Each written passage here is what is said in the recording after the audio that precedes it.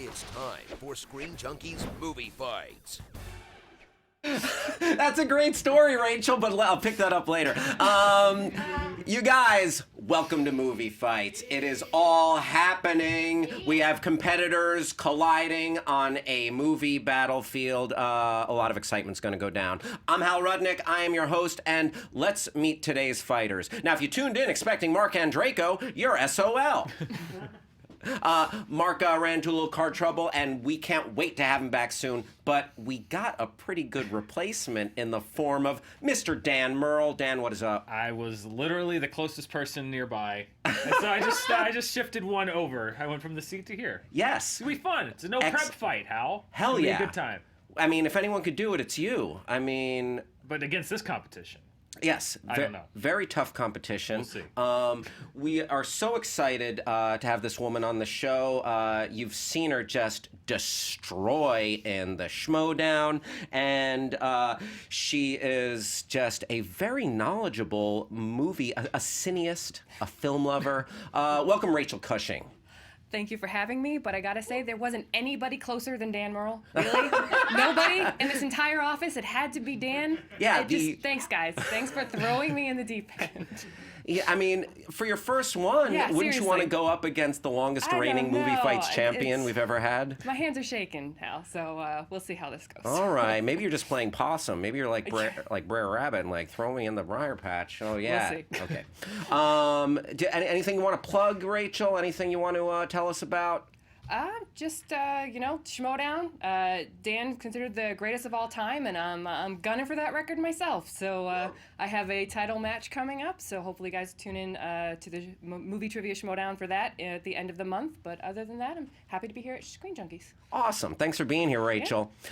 Oh, boy. So, for those of you who are new or rejoining us, just a little bit of a synopsis of how we break down each battle and how we judge it. We have three judges. Myself, usually Dan Murrell will be the fact checker, but today, sitting in the fact check seat, we got Mr. Lon Harris. What up, Lon? Delighted to be here and filling in for Dan. He was the closest to get to the podium, and then I was the closest to fill this seat. That's how we do it. He's an official Dan now. He'll take backsies. Yes, like, His name is Dan. Delighted to be in the Dan band. Thank you for holding it down on the fact checking, Lon. What is your what is your mantra when it comes to fact checking?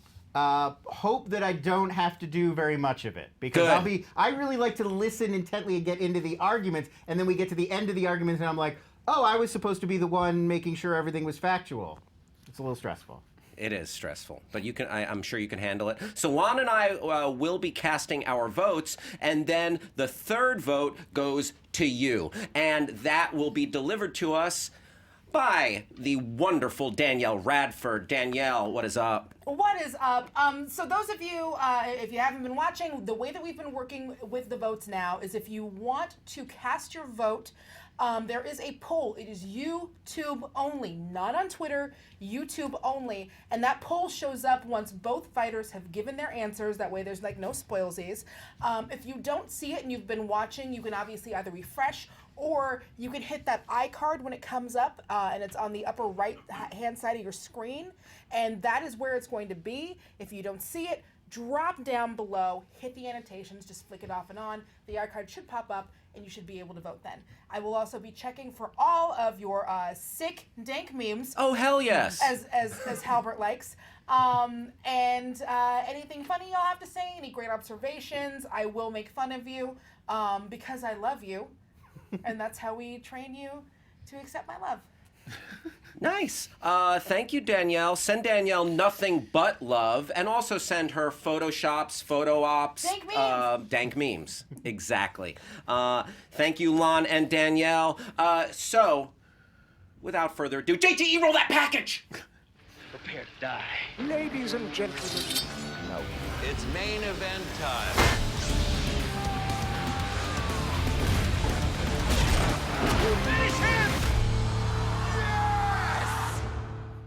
Thanks, JT. You've got one hell of a package.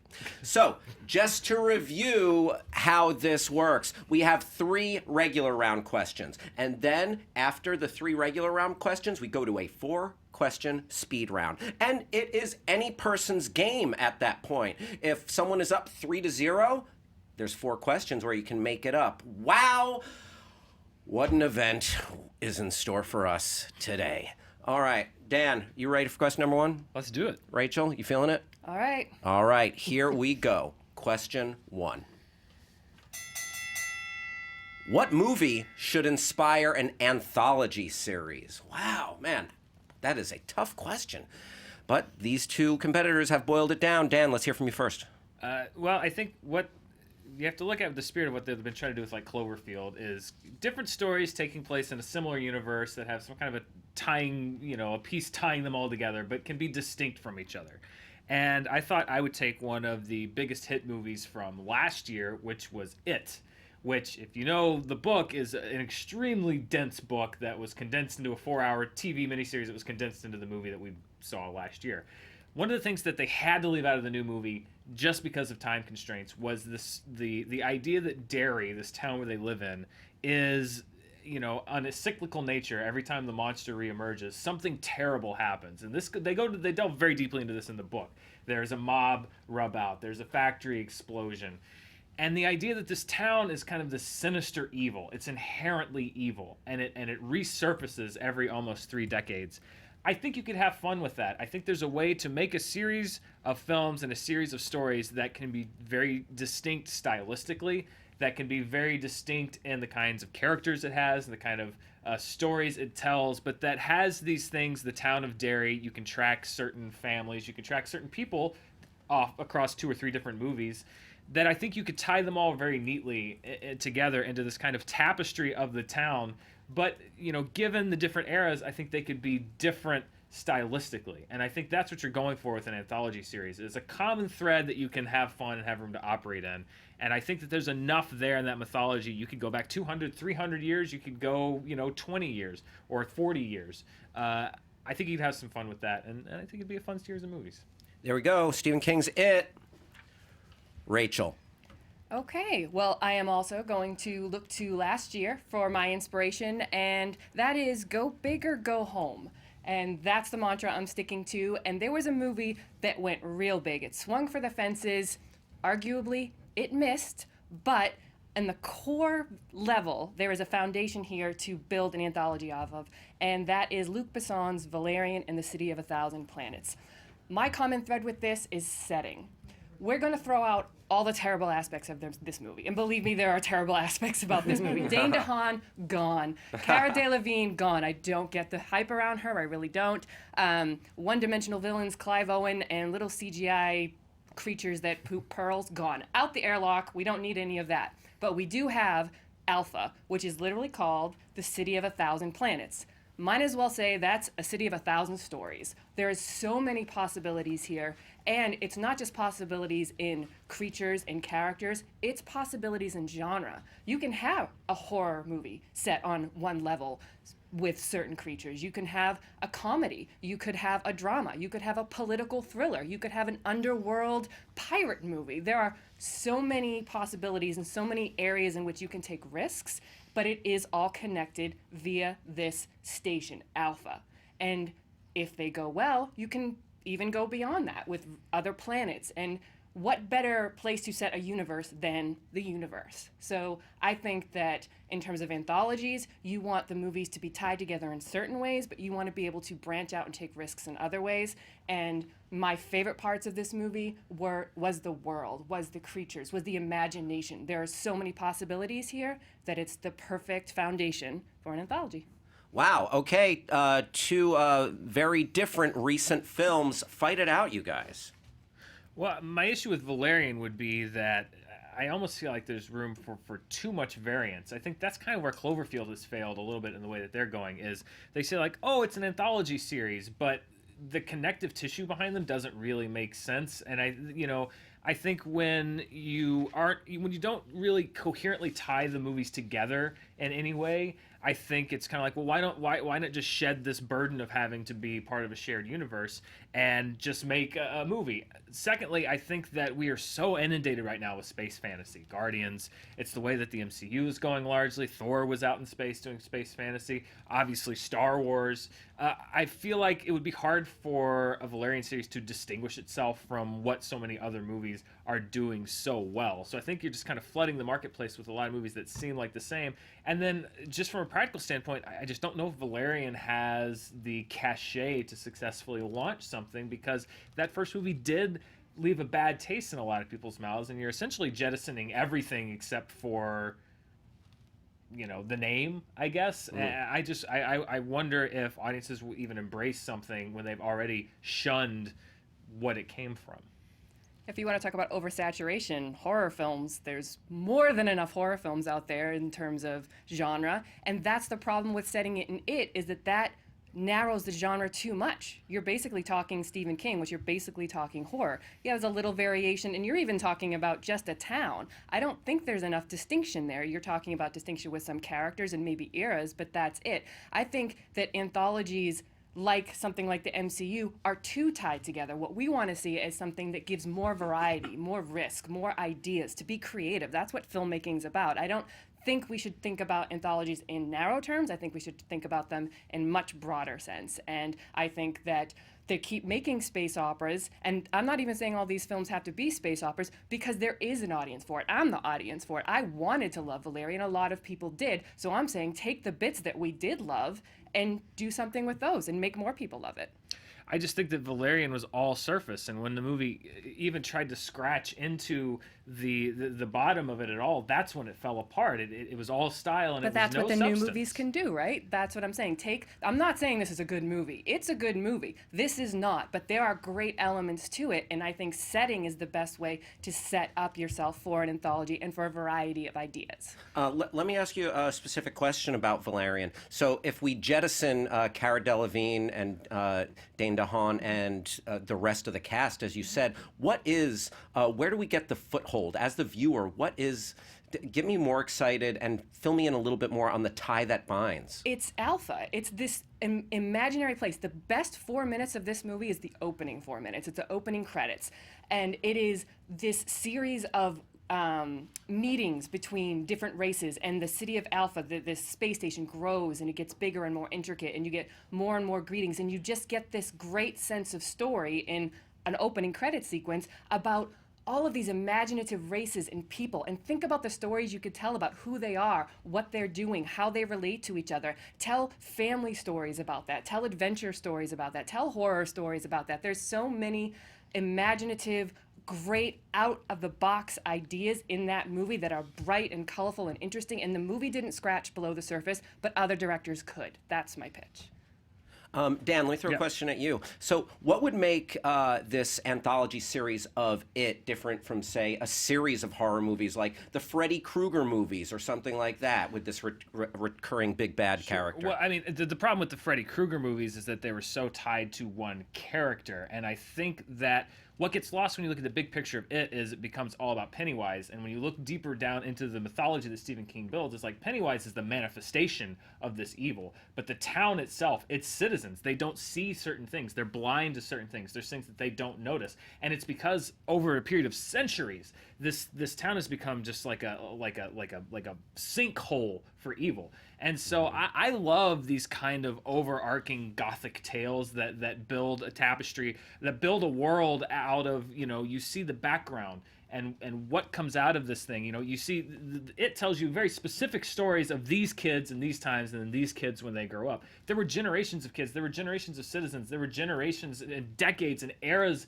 of evil that manifested themselves. And there's horror movies, there are a lot of horror movies, and there are a lot of horror movies for a reason. It's because the horror genre lends itself to being adapted so well stylistically, tonally. There are funny horror movies, there are scary horror movies, there are sci-fi, there's body horror. There's so many different ways to go in the genre, kind of like the point you were making inside of sci-fi and space. There's so many different ways you can go inside of that genre. And again, like, I think that space movies are fun, but you know, if you have infinite possibilities, why tie yourself to this one place? Whereas I think that the place, the setting in the Derry anthology series, that's what ties it all together. That's what the unifying thread is you're telling the story of this place. And I think that's what makes it an anthology series, because when you back out and you look at all the movies in totality, each one tells a separate story, and it's painting a much larger picture that you're seeing of this town. And I think that's what makes a great anthology series. Sure. Lastly, I'd love for each of you just to throw me just that much more vivid and specific examples of what you would envision maybe a couple of your movies in this anthology series being. Either of you can jump in and start. I love the idea of this is like a maze. That's one of the things that was in Valerian, was that going through all the layers and the levels and whatnot. So a family where one member is lost and having to find them. I like the idea of politics. I like these different races. Why are they coming together? Why did they join up in Alpha?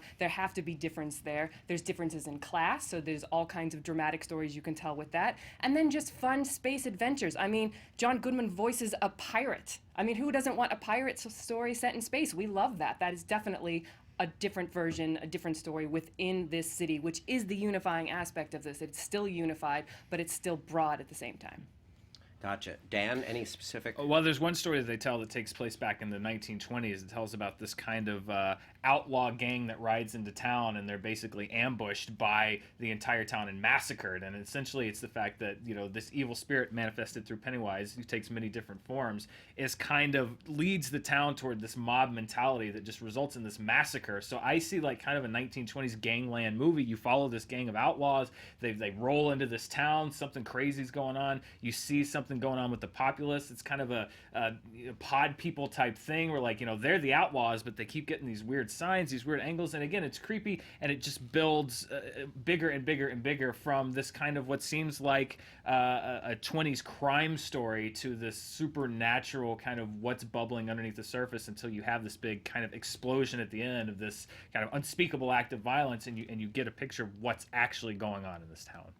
So you're sticking with King, but I'm hoping to give more people, more writers, more filmmakers free reign. I think there's more interesting, more innovative, more creative, out-of-the-box things to do rather than just go back to Stephen King telling the stories Stephen already King in is it. that's a template of a story that's in the It novel. But what I'm saying is the great thing about the fact that this creature has been there for centuries is you can expand beyond that mythos. Obviously, that's one that's in the established canon, but you can go pretty much to any time from prehistoric to now and still have that one kind of unifying thread, which I think is very important, is to have some kind of unifying thread. Agreed. Time. Okay, wow. Whew.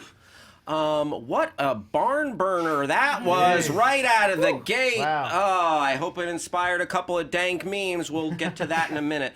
So, you know what? I think you had a bit of an uphill battle, Rachel. Yeah, it's Dan. Yeah, it's Dan Murrell, a legend in movie fighting, but also you picked a movie that is not beloved and met with what's the opposite of being beloved? Reviled? Yeah, that's a good word. Hated. And reviled, hated. But misunderstood. I like that, but thank you for that. So, and Dan's opening salvo, it really painted a picture of something we'd like to explore. But then you got me thinking about all of these possibilities of this world. It's pretty limitless, and that's exciting. And and by the way, to answer one of your questions, the appeal of Cara Delevingne is the eyebrows. Is it? I think so. I just don't get it. It might be the eyebrows. I think it is the eyebrows. But so I give you major kudos, Rachel, for like painting this picture of something like I never would have considered that. And now I'm like, yeah, but at the end of the day, I feel like we had to jettison too much that from the first film, and we don't get an idea. You said it yourself that it was the first 4 minutes, and I mean, compared with this town that has an evil that spans potentially limitless amounts of time with stories from so many different time periods, and this Pennywise, the manifestation of evil that worked so well in this last film. I feel like Dan really sold that. And who? I mean, I don't mind Stephen King. You say it only goes from like Stephen King. I feel like, yes, if you're going to pick one writer to do an anthology series inspired by. So at the end of the day, Rachel, I felt like you took some great swings, but I got to give it to Dan. He made something just that seems that much closer to being a real thing. Lon, 1-0 Dan, what are your thoughts? I have no incorrect facts to check. One interesting thing is that both fighters actually picked properties that have a ton of other material that you could consult. So they're both interesting choices for anthologies. There's 12 Stephen King books that refer back to Derry, plus a variety of short stories. And Valerian is based on a popular, long-running French sci-fi comic series that went from 1967 to 2010. So these are meaty franchises and intellectual properties you could pick for anthologies for a long time. Nobody brought that up in the round, but I thought it was an interesting point to bring up. This was really tough. They both made a lot of great points. Dan really had me for most of the fight, and then he was talking about, that you can do all these various tones in horror films, and that it's sort of Rachel's is sort of locked into a single location. And honestly, after hearing him out, I was like, I feel like all of those things actually applied to both of these ideas, and I really liked Rachel's point about that it would be, it's not going to be just these sort of Stephen King-esque stories. It's going to be a lot of different kinds of stories that all have like a little sci-fi element because Alpha is such a varied, crazy environment. And I feel like I liked Valerian a little bit more than most people. So I'm going to give this one to Rachel. Boom. We are locked up at 1-1. We're going to the fans. What? Danielle. All right, I want to make sure I have the most up to the minute on this. Ooh. Because it's been going, it's been back and forth, Z's. But I have to say, the good people of the Screen Junkies universe, they have sided with Valerian at 53% to 46%. Wow. That's a come from behind. They did not love Valerian. No, Yeah. but they loved Crusher's arguments. So Nice. And for a couple of things that I saw that I was really digging, the Ohio Review on Twitter said an Iron Giant anthology series about the creators of the Iron Giant throughout the galaxy. That sounds pretty dope. And then two people did some deep dives on some things they thought. One is at David Pockets 90. I want an anthology series inspired by Sixth Street Samurai, just crazy over-the-top road warrior styled action films focused on old school musicians, and then went through and named a bunch of them. I'm not going to do them all here. Go check out that thread. Wow. Whoa. Elaborate. Yeah, Jack Shipley or at JRS Pipboy 2008 put, I want to do an anthology of all the Disney parents who have died either before the movies start or die soon after. Oh, and that is depressing also anthology that's ever. long. This is horrible. AKA the child-ruining anthology. And there's also a very detailed thread that follows that, so if you want to go check that out, some people were just doing some long reads on this Screen Brutal. Junkies question. Man, interesting stuff. Not that dark. Not dark. Any memes? No sick memes yet. Okay, no They're sick memes. coming. No They're sick coming. memes. They're coming. Wow. I believe in them. Crushing right out of the gate. Okay, it is 1-0. And let's go to question numero dos. What's the best movie ever that's based on a children's book? Best movie ever based on a children's book. Wow. Oh, a library full of answers. Rachel. There really is, and as an avid book reader, this was very tough, but at the same time, my brain went to this movie first, and it struck me as absolutely the right one, and it's not going to surprise anybody who knows me that I am calling out a Harry Potter movie, and that it's Harry Potter and the Prisoner of Azkaban. And the reason is not just based on the revolution that J.K. Rowling started with the Harry Potter books, because pretty much prior to that, reading was not cool, I would know. Reading fantasy was especially not cool. I would especially know this at that age. And then along comes this series that is about wizards and magic and dark lords, and kids get into it because it's also about so much more. And then their parents get into it, and then their friends get into it, and it started a revolution. There's no other word for it. So there's no surprise that Hollywood came a-knocking, and everybody was just dying to know about the adaptation. And that's the key word here, adaptation. I didn't choose either of the first two Harry Potter films because as good as they are pretty much page-to-screen adaptations. Chris Columbus did a great job, but they didn't really veer. They just brought the world to life. The kids were good, the monsters were good, but they were kind of surface level.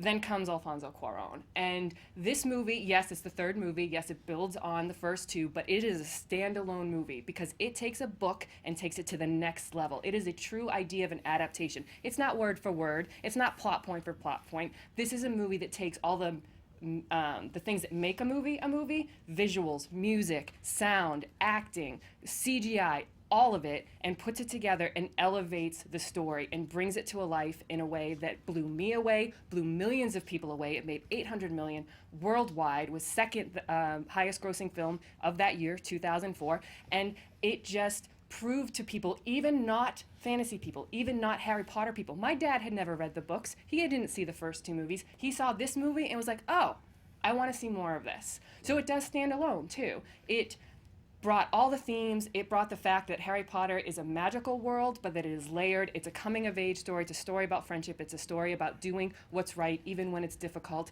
It's beautiful. It's scary. It's deep. It does not talk down to children. It is everything I want in a movie, not just a movie based on kids' books. So for me, it's just one of the best movies ever made, and it just happens to be based on one of the best kids' book ever written. Wow, thank you so much, Rachel. Dan Murrell.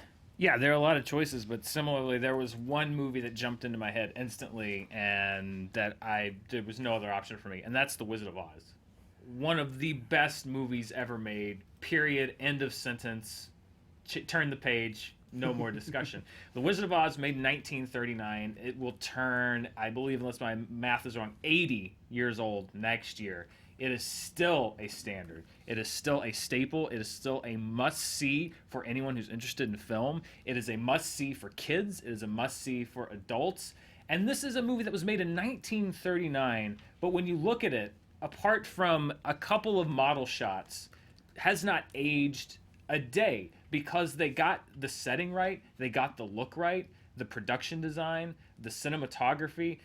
It's beautiful now just for the look of it, not only because in 1939 it was one of the most effective uses of color. It is still one of the most beautiful films ever made, and Judy Garland, one of the most, I'm going to use your term here, Hal, iconic performances in movie history, but that entire cast of Jack Haley and Ray Bolger and Burt Lahr, Margaret Hamilton, the Wicked Witch of the West, one of the best villains in any movie ever. There are a small handful of movies that you can legitimately call timeless, and The Wizard of Oz is timeless. It is as good today as it was the day that it was released in 1939. It is the gold standard for how to adapt a fantasy book to a modern day audience and tell it in a compelling and human way. And I don't think that there's another choice for this question. I love Harry Potter. I respect Harry Potter. They're fun movies. Azkaban is one of the better Harry Potter movies, but when you put it up against The Wizard of Oz, one of the best movies ever made, it's hard for me to draw any comparison between the two. It's not a bad movie. Mine just happens to be one of the best movies ever made. Wow, two great movies. Now go ahead and take the piss out of each other's choices. It's hard to when it's The Wizard of Oz. I will grant you it is one of the best movies of all time. However, I will take issue with that is not a very faithful adaptation, and it didn't have anything to do with the fact that it was adapted for the screen because they're two different mediums. It had to do with rights. So there's a little difference between that movie and my film in terms of adaptations.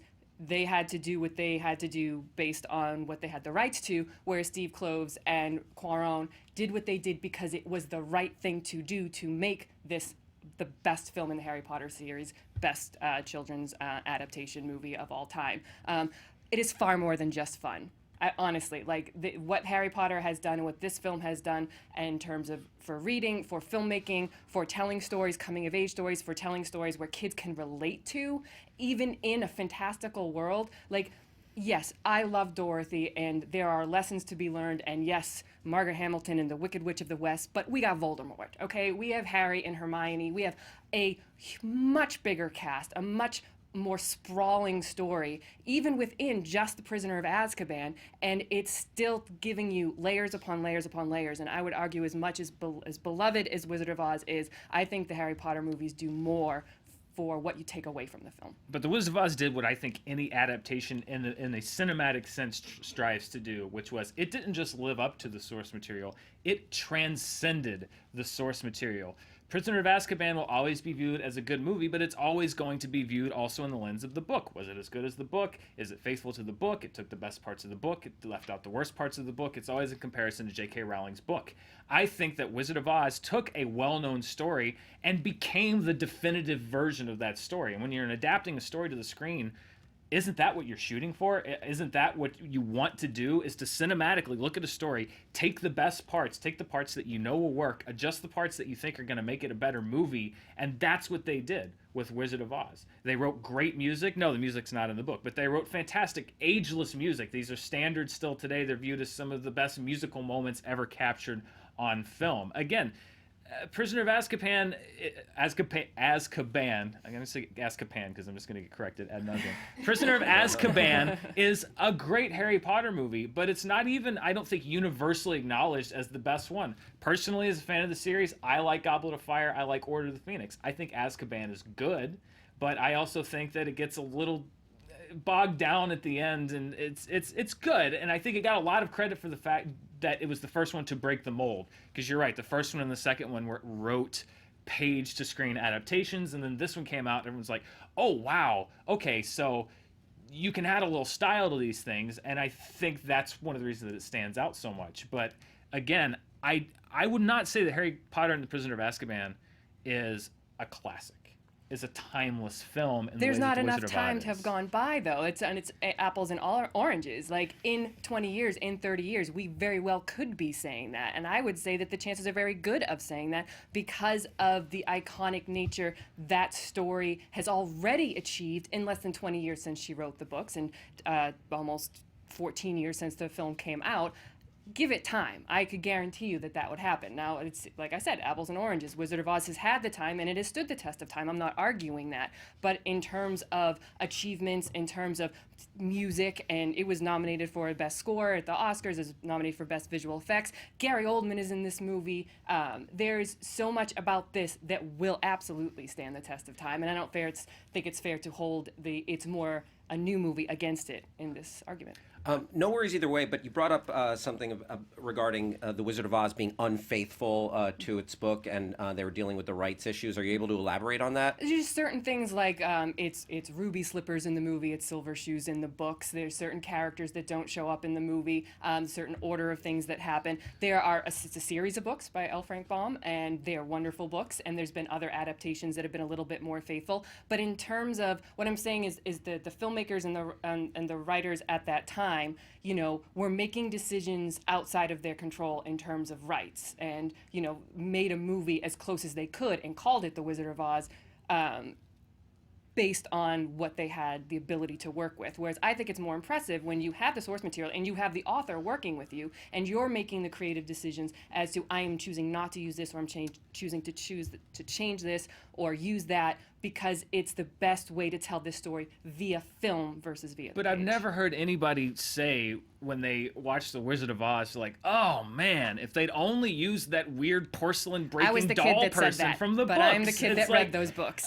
Again, it's like they took the books and they made them better. They understood what makes a great movie.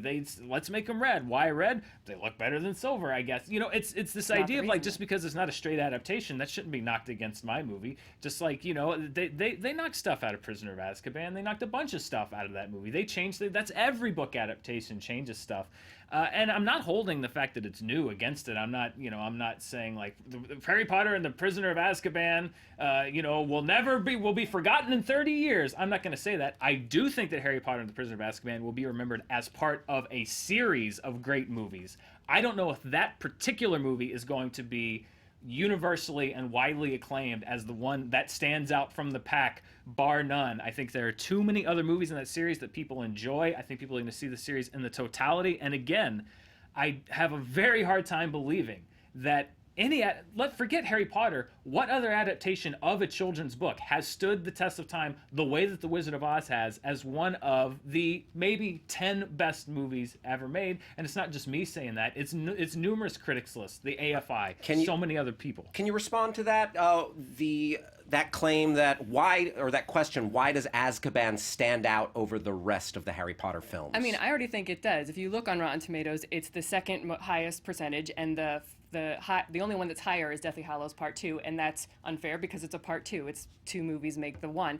It's always lauded in terms of the most creative, as the most stylistic, as the most that has a sense of authorship from Cuarn and bringing out the themes of the Harry Potter books in terms of the relatability, the groundedness. It's not just about the magic. So many of the other films, while yeah, of course they're enjoyable and they're fun, you talk to 10 critics and 9 are going to say that Azkaban is the one that stands out because it's the one that stands out on the deeper levels, the more meaningful levels, and also on the filmmaking side of things, just the look and the feel and the tone of that movie.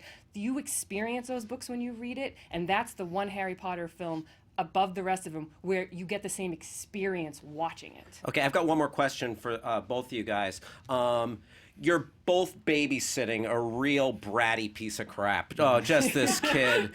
You know, devil child. I'm talking some Damien the Omen kind of action here. And you need to get this child excited about your movie. Okay? I want you to look into the camera, talk to this child, and get them excited about your film. Whoever wants to go first, jump right in. Okay. Where am I? Right here? Right there. There's a light on a different camera. Okay, I think I'm looking at the right one. Okay, Trevor, put the toys down and sit down for a second. We're going to watch a movie. This is a movie about a kid, a lot like you, who, you know what, you think your life sucks? You know what? She does too. And she gets whisked away to this land. There is brightness, there's music, there's joy, and if you don't like those things, then you're going to learn how to like them. And by the way, you little booger, you need to learn a little something about movies too. So you're going to sit down and you're going to watch one of the best movies ever made. You've seen Harry Potter 15 times already. I'm going to show you one of the great movies ever made, and this is a movie that everyone should see, and I guarantee you any kid, and I'm including you, Trevor, is going to like this movie because this is a timeless classic movie and it doesn't age. And I'm not just addressing Trevor now, I'm addressing society because I don't do so great with the bits, Hal. I just like to talk about how great these movies are and why The Wizard of Oz is peerless. Well, that was a great answer, and thank you for playing along with the bit. Rachel, get this kid in line and get him on the Harry Potter track. All right, Trevor, you and I both know that you would much rather watch a movie that's got magic spells, crazy creatures, a dark lord running around, escaped convicts, kids breaking rules left and right, but it's also about friendship. It's also about overcoming all kinds of crazy things. It's about casting spells, being taken away into a magical world. You will get whisked away in this movie, and you will have so much fun. You will see yourself in it, sure. Wizard of Oz is amazing, but you and I both know that this is the modern family film. This is the modern kids film, and that you and I are just going to sit down and watch this and love this. So. Trevor, hang on. Don't listen to the other guys. Just come back to me. Trevor, have you ever wanted to drop a house on somebody? This person drops a house on somebody in the first 5 minutes of this movie, and it's everything that she just said, except the better version of it. You get whisked away to a magical we got hippogriffs in this film. We got Patroni in this munchkins, film. You've got flying Dementors. monkeys. They're far scarier than the Wicked Witch of the West. We got the Horse of Many Colors. Wow. Man, why'd the parents hire 2 babysitters for the one kid? I don't know. It's a bad kid, Hal. Oh, yeah, it's a bad kid. It's a bad kid. True. Yeah. You know what? Let's start with our friend Lon Harris. Not a lot of facts to check. All the facts were right on. It is true that Rotten Tomatoes has Deathly Hallows in the first spot, and then Azkaban is second with 91%. Ranker as well has them in the same rank. Part 2, Deathly Hallows number 1, then Azkaban number 2. It was the second highest grossing film of 2004. It made about $800. It was nominated for 2 Oscars. Comparatively, Wizard of Oz was nominated for 6 Oscars and won 2, Best Original Song and Best Original Score. Crazy, it lost out that year for Best Picture to Gone with the Wind. Wow. Crazy to think those 2 movies competing for Best Picture against each other. Crazy. They weren't the only 2 that year either. I like both of these arguments. I thought both of the fighters made really good points. I do feel like in this case, it is hard. I think Rachel started from a behind position. I keep doing that. What am I doing? It's very hard to make the case against Wizard of Oz, and I thought that her main point that it changes a lot in the adaptation. Like, well, the question was best movie based on a children's book, not most careful, faithful adaptation of a children's book. So on this one, I got to go with Dan. All right, 1-0 right there. Yeah, I agree with Lon. You guys were both lobbing some really good points at each other. And, I'm just breaking it down right here. You know, Rachel, you did start again as the underdog here. And Dan really painted the picture of a strong film. Also, you, when you were describing your film to little Trevor, like you said, magic and crazy creatures, it could have been either films. That wasn't quite why your film stood out. But then, Dan, you made some wonderful points about why The Wizard of Oz is timeless filmmaking, but I feel like your argument got a little bit too rooted in the timelessness of this film, and I feel like Rachel painted the picture of why this is the better adaptation. So because of that, I'm going to go with Rachel and send it once again to the fans to decide. Woohoo! All right. It is fairly overwhelming. The Wizard of Oz takes it with 71%, while Prisoner of Azkaban gets 28%.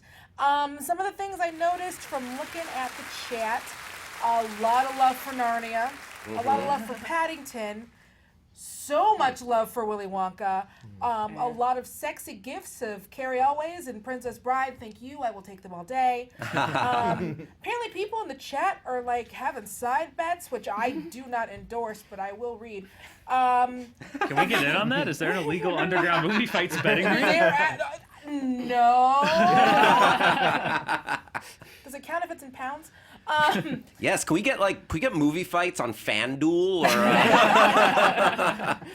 And a couple of Twitter things I appreciated. At Mumbles Marley wrote, "I'd argue that Azkaban makes children want to read," which is a good thing. At Dr. Matt Zappa wrote, "Jaws. It was a PG movie, and to quote Mitch Hedberg, any book is a kid's movie if the kid can read." Okay. Sure. Right. Yeah, by that rationale, 50 Shades of Grey is a kids' movie. Wonderful Not for adaptation kids. of a children's Not for book. kids. Or anybody. No, not for anybody. Not for anyone. No. Except me and my mom. Look that up on the Screen Junkies show. All right, wow, we are locked up at 1-1. What a battle this is. The next question, it's a blind fight! Oh. Uh-oh. We're gonna talk about it.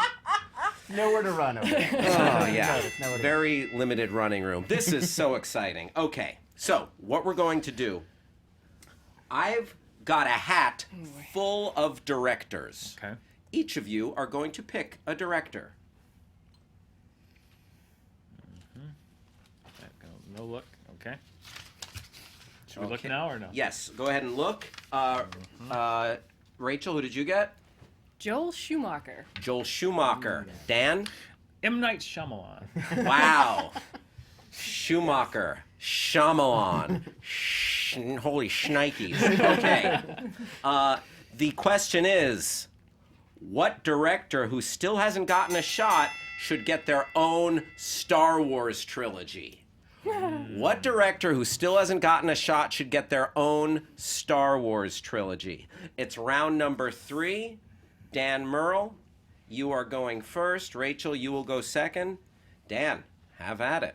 Well, I'm glad I didn't get this question 5 years ago, and I'm very happy that I got this question today, because M. Night Shyamalan, man, did he go through a rough patch. He went through a really bad patch of movies, but he seems to have come out on the other side. The Visit was somewhat of a return to form for him stylistically.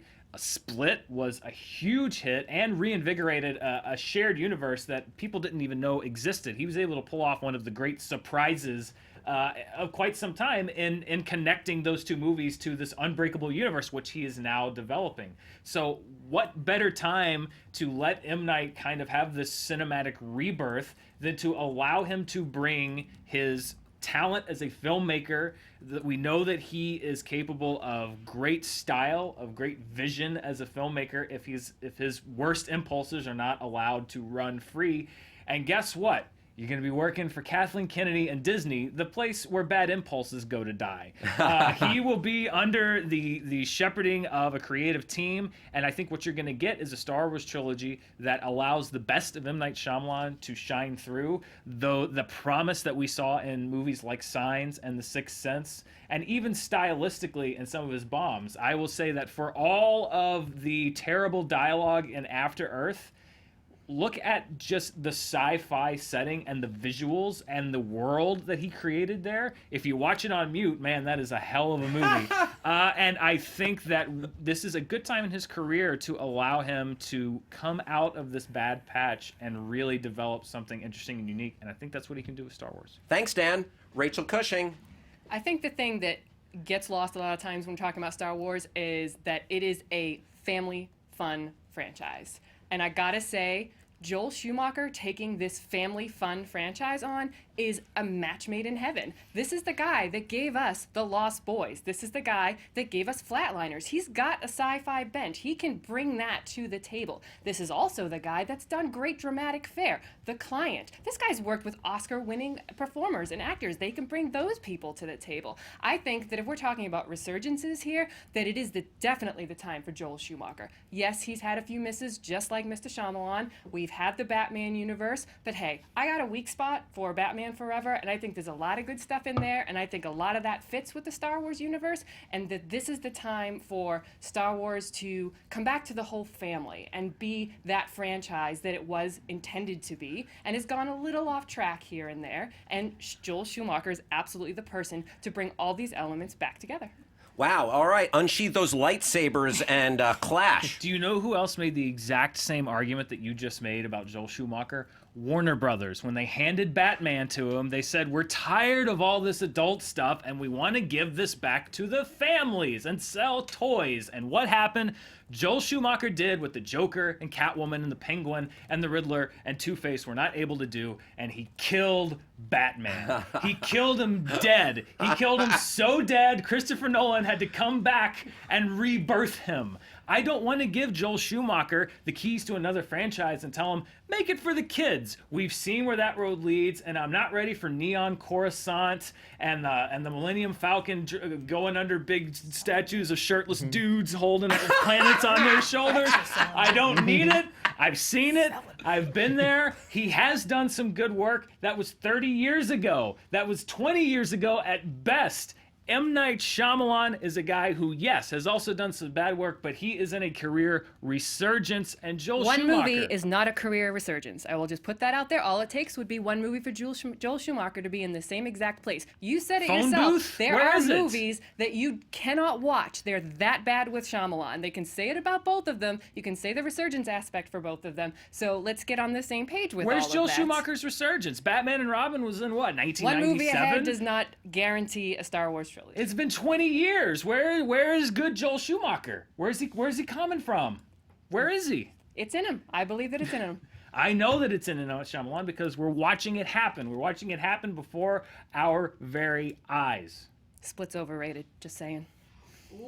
Ooh. You may think so, but And the who audience wants a didn't seem to horror think so. Star Wars universe I anyway? didn't say it was going to be a horror Star Wars universe. But that's it's not. his aesthetic, Okay. bottom line. All That's not his you aesthetic. bring up something interesting, Rachel. I'm going to pose this question to both of you. What will your director bring to the Star Wars universe that we don't quite have in the Star Wars universe? What will their style, what will their choices add to Star Wars? Either of you jump in. I think that there's the fun. I'm going back to the fun. I want this to be the family franchise. Not that it doesn't in some respects in the new trilogy, but I think that there could be pushed more forward. I think the balance could be better. I think, yes, Schumacher killed Batman with Batman and Robin, but there are aspects of Batman Forever that truly work, and I think that they could absolutely work in this realm as well. The Riddler in that film is great. The look of that film is a lot of fun. The music is great. Okay, we don't need Val Kilmer in Star Wars, but there are other actors that Schumacher absolutely has worked with that he could bring to the table. And yes, the same points that you're making about Shyamalan, he will have Kathleen Kennedy working with him. He will have the Star Wars group backing him, and I think with the steady hand that they could bring, that 20 years will disappear in a heartbeat, and he will bring fun back to the Star Wars universe. We've seen what happens when Star Wars is guided into the fun family franchise zone. That is the birthplace of Jar Jar Binks. That is the birthplace was pre of Kathleen everything. Kennedy. That was pre everything that's in place now, though. But that is the birthplace of everything that we hate, though. We don't want to see the Star Wars movies go back to that. I want Star Wars movies that are interesting. And M. Night Shyamalan is not just a horror director. Look, on the surface, Sixth Sense. Is it about ghosts? It has ghosts in it. But when you go deep down into it, that is a family drama. It is as much about... Talk about more than 20 years ago. It is about as much about Haley Joel Osment and Bruce Willis and the mom as anything else. Unbreakable is a superhero film. After Earth is a sci-fi film. Split, which You came just out told last us to watch year. that on mute. Split, but you're saying that he only has one genre, and I'm saying that's not true. I'm But saying he's he can bad make at those films. other genres. Well, what genre is Joel Schumacher not bad at these days? You named me 3 films from 20 years ago. I'm naming you a good film that was a hit, that built a cinematic universe that came out last year and is a psychological thriller as much as it is a horror movie. I'm talking about a filmmaker that right now is on his upswing. What was the last movie that Joel Schumacher directed? I'm just saying not to discount him. Okay, wow.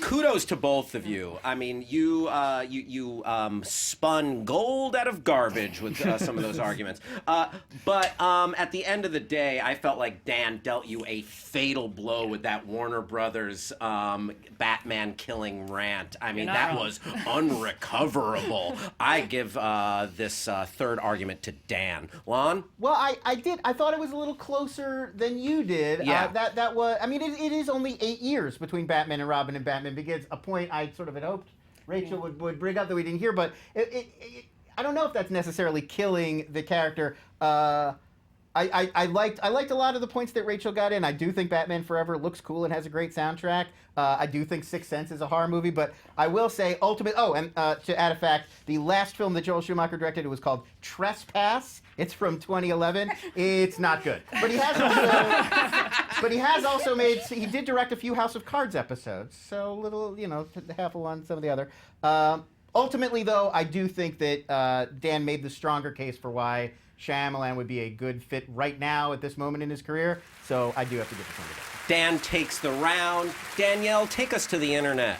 All right. Well, just out of curiosity, for the blind picks, it was overwhelmingly going for M. Night Shyamalan with 80% to Schumacher's 19%.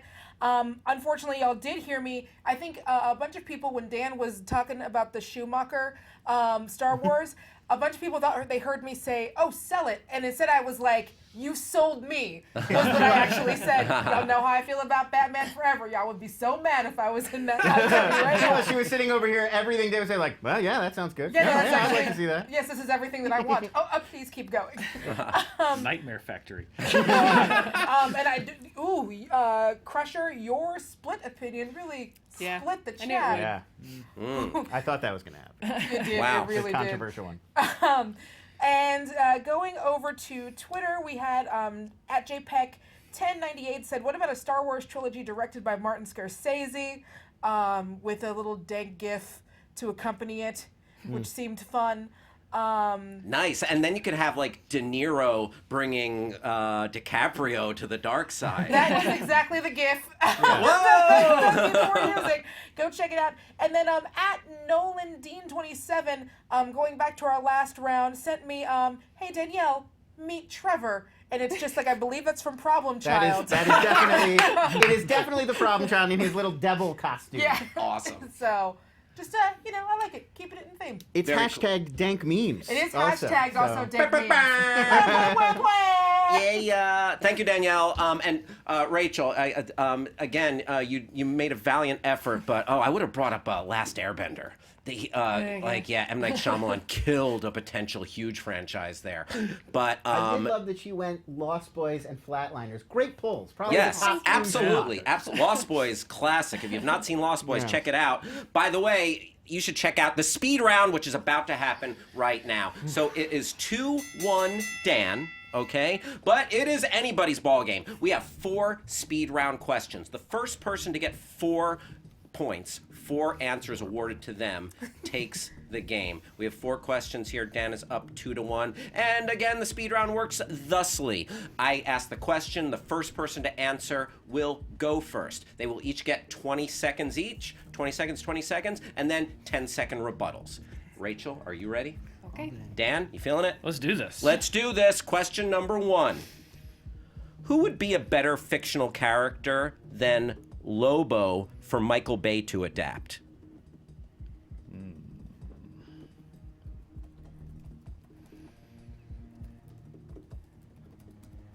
What character do I hate? Better fictional character than Lobo. Mojo from the X-Men universe. Mojo. 5. Uncle Sam. Uncle Sam. All right. We have Mojo versus Uncle Sam. Michael Bay adaptation. Dan Murrell, you spoke first. 20 seconds begins when you speak. Mojo as an X-Men character is like the mutant version of Michael Bay. He makes entertainment for the masses. He wants to dumb people down. He's all about bombast. He's all about spectacle. This is the character that Michael Bay was born to adapt into a motion picture, and it allows him to indulge in all of his worst instincts because that's what the character requires. You want him to adapt the character faithfully? Give him a character that's like himself. Time. Rachel? Okay, how about let's go positive instead of negative, and let's embrace the things that Michael Bay does well, and that is action, and that is patriotism, and that is heroism. Uncle Sam calls you to serve your country, so let's give Michael Bay the ultimate call to arms and call people to serve their country in heroic ways, and give him the explosions, give him the battles, give him the things that he does well, and that people go to the theater to spend money on. Time. 10 seconds. Oh my God, the last person I need recruiting people to fight for our country is Michael Bay. He's everything we don't need. We don't need to blow more stuff up. We don't need to get dumber. We don't need to get shallower. You know who does? Mojo. I want Michael Bay doing comics. No, I say give him 13 hours. The Rock, all of these movies were what he did well, and this would allow him to continue to do the thing that he does well. Why tear somebody down? Why not pull them up? Time. Wow. All right. Danielle. Ooh, so this is the round where my vote actually matters. Yes, this is the round where Danielle chimes in. Okay. Man, that was really hard. Both obviously really, really good points.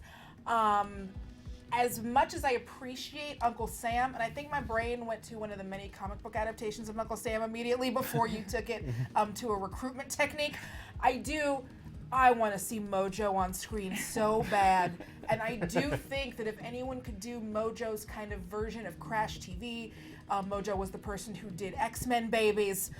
He brought us the Six-Arm Spiral. I got to go with Dan's argument. When he said Mutant Michael Bay, I was like, yeah, I'm in. So I'm going with Dan. Okay, 1-0 for Dan. Lon? I don't know the Mojo character that well, so I don't have that to go on. Both do sound like very appropriate projects for Mr. Bay, but I really did like the outside of the box choice. I don't know if anybody's ever thought that somebody should adapt a mascot or a brand in that way. I really liked where Rachel went with it. I'm going with Rachel. Okay, it's 1-1, so that comes down to me to decide. You know what? I like Rachel's out-of-the-box choice, but I just don't feel like we got quite enough of what that would look like, and I thought Dan cut it down, calling some of Michael Bay's more quote-unquote patriotic work a little bit, you didn't say this, but a little bit jingoistic, and you painted that picture, and then you gave us a clearer picture of Mojo, and I don't feel like you knocked that down quite enough. So I got to give it to Dan. Dan is up 3-1. I will say one great comment that I loved on Twitter at ClownyJ wrote, Michael Bay should do a Jubilee movie, all fireworks, explosions, and 90s puns. Oh, hell yeah. Like Michael Bay couldn't do 90s puns all day. I day. love that. All right, let's go to the second question of the speed round. By the way, this is potentially for the game. Rachel, you need to take this to continue the game. Dan, you get it, and you go home a winner. Okay. Who is the overall best actor who has played a Spider-Man villain? Alfred Molina.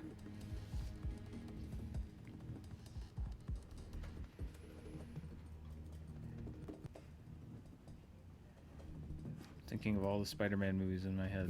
There's so many terrible ones. I'll go with Willem Dafoe. Willem Dafoe. Alfred Molina. That would be a great buddy comedy. Okay. I'm in. Rachel, you spoke first. Your time begins when you speak now.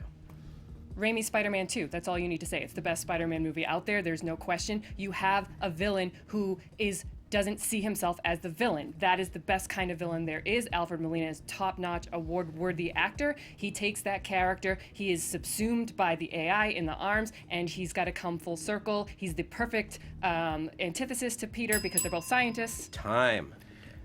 I love Alfred Molina. He's very genial in that movie. He's very genial in most movies that I see Alfred Molina in. What I love about Willem Dafoe is he can play a cartoon character like the Green Goblin, and he can also take such a grounded performance that he's currently nominated for in the Florida Project and do them both. He can go over the top in Boondock Saints. He can do Platoon. He defines the chameleon actor, and I'm not... Time. 10-second rebuttal. This is about the Spider-Man villain, though, and he's so over the top as the Green Goblin that it's not that scary. It is much more relatable to play the villain Doc Ock because of the way that he relates to Peter and the arc that he goes through the course of the movie. I think that they're both great villains, but I think the question was who's the better actor. And I think that Willem Dafoe is the better actor. Alfred Molina is great at playing the kind of characters that he plays into his type, but Willem Dafoe can play literally any kind of character and do them all well. Time. Wow. This is very close. Rachel, you really painted an amazing picture of Molina's Doc Ock, and juxtaposing him against Spider-Man, that actually made me want to go back and rewatch the movie just for that aspect. You got me excited about Molina's Doc Ock, and it is great, and maybe the best Spider-Man villain. But the question was, who's the overall best actor who has played a Spider-Man villain? And I feel like Dan threaded that needle when he praised Willem Dafoe's Green Goblin performance, but also he's nominated for Florida Project, and Dan cited other pieces from his body of work. So just as far as answering that question, got to give it to Dan. Let's go to Danielle. Yeah, I do. I do have to agree with that one, in as much as good as the arguments for the Spider-Man 2 is great, and I think before Homecoming it was like my favorite performance of anyone in any of the Spider-Mans. But Dan's point about how Willem Dafoe can play both a cartoon and do a grounded performance, chameleon actor, those really won me over. I will say to the chat and to everyone adding me, yes, Michael Keaton is awesome. Yes. Didn't think about Michael Keaton. Oh, yeah. So you're going with... Yeah, I'm going to give it to Dan. Giving it... Dan, you take the game. Rachel Cushing, what an amazing maiden voyage this was. You were great. Plug some stuff. Watch the Schmodown, watch Screen Junkies, watch Collider. I'm in and about all of them, and it's been so much fun to hang out with such great movie lovers. Oh, and it's so much fun to hang out with a great movie lover such as yourself. You, I was at the Schmodown Awards a couple weeks ago, and how many awards did you win? 3, including Rookie of the Year, and you kill it, and thank you for coming in and just gracing us with your amazing movie knowledge. Appreciate it. Dan Murrell. I was not nominated for any Schmodown Awards because I guess they forgot that I played this year. Yeah. Shots fired! I retired. No, I am retired, and I get 15 tweets a week telling me that I need to watch my back because somebody's coming for every shred of anything that I've ever built at the Schmodown. So it was a pleasure fighting against Rachel, and I'm here. Just in general, I'm here. Yeah, I'll be you know over where to there find next this guy. week, unless someone's car breaks down. Yes. And I'm glad I cut the brake lines on Mark and Draco's car so I could compete today. I see how it is. I'm glad. I'm sure Mark will be back, and I'm glad I could keep his podium warm while he's gone. Right, but it is like Rachel. You were expecting to fight Mark Andreyko. Dan stepped in with aplomb, but then it's like, oh great, I have to go against like. I was gonna go against one boss, but I have to go against like the big boss or something. It's like unenviable, but you did fantastic. Dan, thank you, sir, for stepping up short notice. Lon Harris. That's me. Thank you. Daniel. He did it. He's Lon. I am. Lon, anything to plug? Oh, just follow me on Twitter at LONS and find me right here wherever fine Screen Junkie shows are made. Yes, Lon is a very funny Twitter. He's always tweeting just deep cuts about movies that make me laugh and sometimes make me feel funny. Okay, I don't quite know what that means. That's the goal every Daniel time. Radford. Oh wow.